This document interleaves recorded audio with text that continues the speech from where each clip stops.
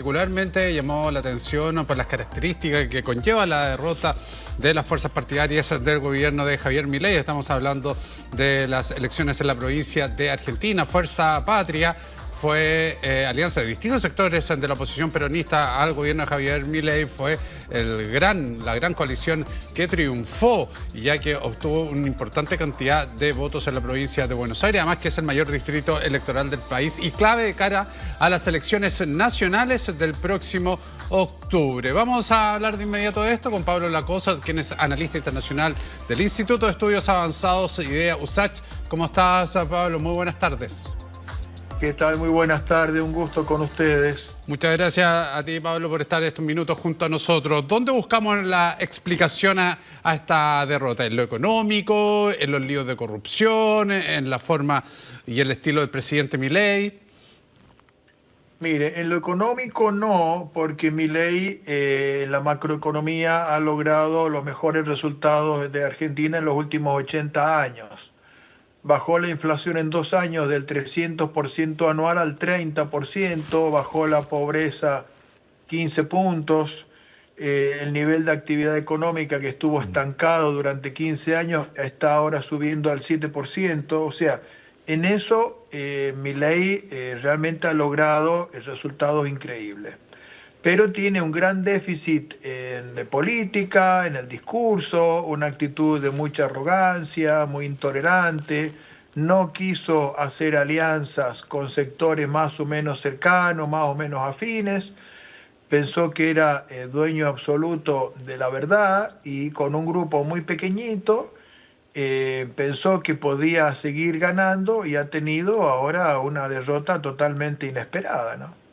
Claro, yo le decía lo económico, Pablo, a propósito, sí, he reconocido todas estas caídas que hay en distintas cifras macroeconómicas, pero en lo micro también la gente ha tenido un golpe importante, el nivel de desempleo, el cierre de fábricas, los despidos en organismos gubernamentales, eso también ha generado cierta molestia, por eso mi duda si se podía buscar por ahí o no también alguna explicación a esta derrota.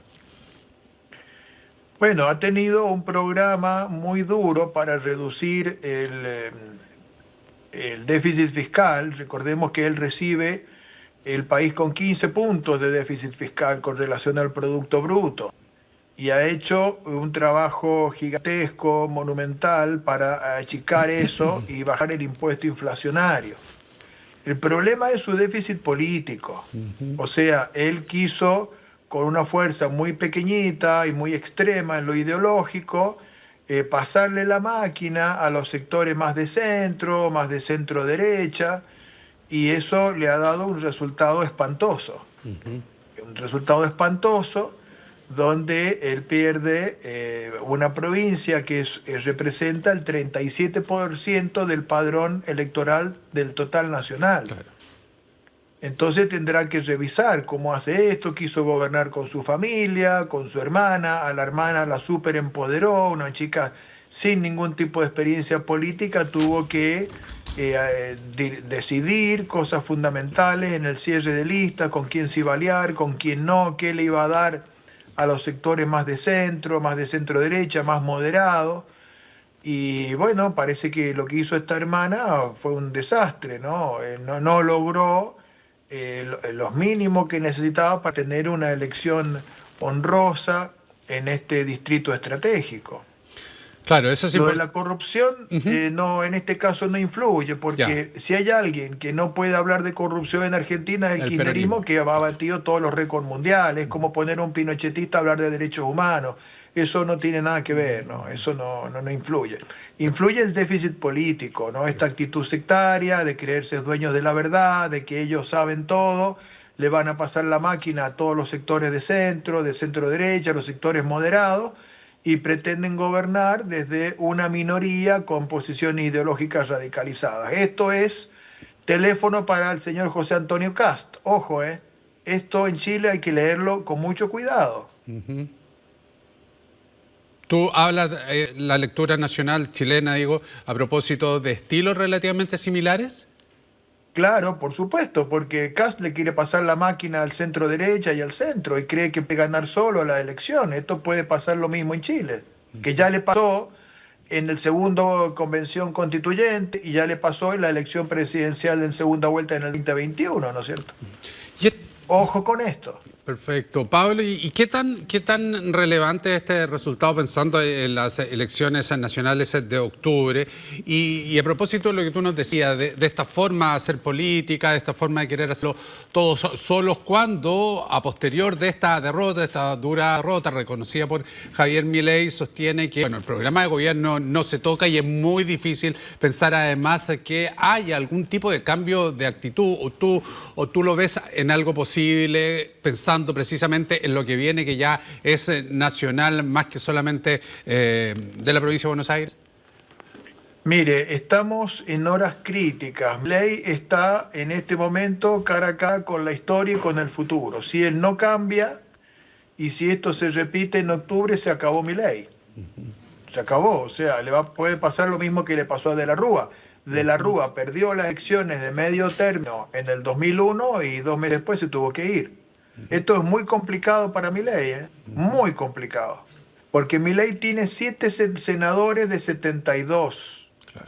tiene 30 diputados de 250. Sí o sí tiene que hacer una elección digna en el mes de octubre. Si no hace una elección digna, se le va a hacer muy difícil gobernar, no va a llegar al tercio del Parlamento y le pueden hacer juicio político, porque los Kirchner se le van a tirar a la yugular. O sea, lo quieren voltear desde el primer día, quieren sacarlo a como dé lugar, no tienen convicción democrática, no tienen convicción republicana, lo van a querer sacar como ha hecho el peronismo sistemáticamente durante 80 años. Recordemos que el peronismo tiene una larga fama de voltear presidentes. Ya volteó, cuando Perón llegó al poder fue por un golpe de Estado y fue vicepresidente de un gobierno de facto, no nos olvidemos de eso. De ahí armó el poder y durante 80 años ningún partido político pudo cumplir el mandato constitucional de 4 años, siempre se caía antes, el único que logró fue Macri, el único. Pero Macri ganó las elecciones de medio tiempo en el año 2017 Claro. y gobernó del 15 al 19. Pero si Milei pierde las elecciones de medio término y no mejora sus exiguos bloques parlamentarios en Senado y en diputados, se le puede poner muy cuesta arriba y si no llega a un tercio se le puede venir la noche, porque el peronismo en esto no te suelta, te agarra la garganta y no te suelta, ¿no? O sea, por eso ha sido hegemónico durante 80 años, a pesar de haber hundido al país en la pobreza, ¿no es cierto? A pesar de haber fracasado en las gestiones, en materia de construcción de poder político, es altamente eficiente, lo acaba de demostrar ahora. Ahora, Pablo, desde esa perspectiva, también usted ve posible, ve factible, ellos han reconocido, el propio Javier Milei, que hay una derrota, dura derrota, y que hay que hacer un análisis, una evaluación de las cosas que se estaban haciendo mal. Desde su experiencia, desde su conocimiento, ¿cree usted posible que pueda haber algún cambio necesario para evitar una derrota por parte de Javier Milei y de su coalición y de su equipo?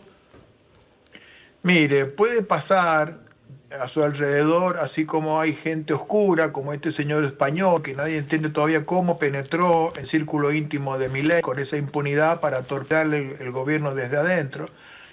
Está Franco, por ejemplo, que es una figura realmente con mucha expectativa, como experiencia, con mucho equilibrio, con mucho sentido común. Pero bueno, hay que saber si se saca de encima a los Lules Menem, que le disminuya un poco este poder gigantesco que le dio a su hermana, que no tiene nada de experiencia. Hay que ver si él logra enfrentarse con sus propios fantasmas y armar una mesa política con más espesor, acerca a un poco más de gente del macrismo que le pueda arrimar a gente con experiencia, gente del Partido Radical, cómo puede reconstituir algo parecido a lo que fue Juntos por el Cambio, porque si sigue tratando de empeñarse, de imponerse en soledad, es muy difícil, ¿no?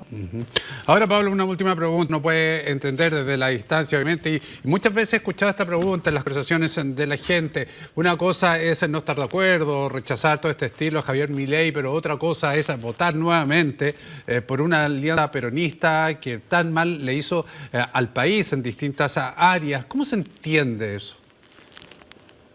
Bueno, mire, el peronismo tiene su búnker principal en la provincia de Buenos Aires, donde está el proletariado urbano marginal, que ha sido la base política del peronismo durante 80 años.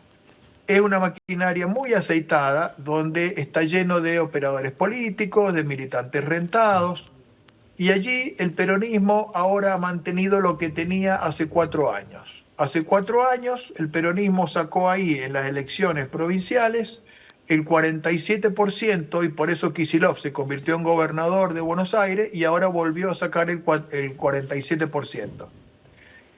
Hace 2 años, cuando en la elección presidencial, Milei ahí sacó el 24% y ahora subió al 34%. O sea, ha subido un poco, pero no lo suficiente como para equilibrar la hegemonía peronista en ese distrito. Pero también hay que tener en cuenta que es solo ahí, porque en Mendoza el peronismo tiene un 15%. En casi todas las provincias ha ido perdiendo, pero ha mantenido estratégicamente ese sector, que eso como su manantial, digamos, ¿no? Es como Las Condes para Chile Vamos, es una cosa así, es como el búnker sagrado. Y han puesto ahí todo un gran despliegue de política, de recursos. Y bueno, entonces ahora Milei sufre una derrota de alto impacto, las acciones argentinas han caído más de un 20%, el riesgo país se ha disparado a más de 1000 puntos, el dólar también ha subido, o sea, todo esto ha tenido un impacto económico, macroeconómico, comercial, Sin duda, de tempus político, desastroso para Milei. Y ahora está la opción de ver si él tiene esta flexibilidad táctica que le permita hacer un cambio, tiene 50 días para la próxima elección, o si se mantiene y se mantiene en su posición de una manera mucho más rígida, y eso puede ser bastante riesgoso para las elecciones de octubre. Muy bien, Pablo Lacosta, analista internacional del Instituto de Estudios Avanzados IDEA USACH. Muchísimas gracias por estos minutos con nosotros, que le vaya muy bien. Gracias, nos vemos en la próxima. Muy buenas tardes. Faltan 3 minutos para las 6. Nos separamos un instante. Regresamos con más.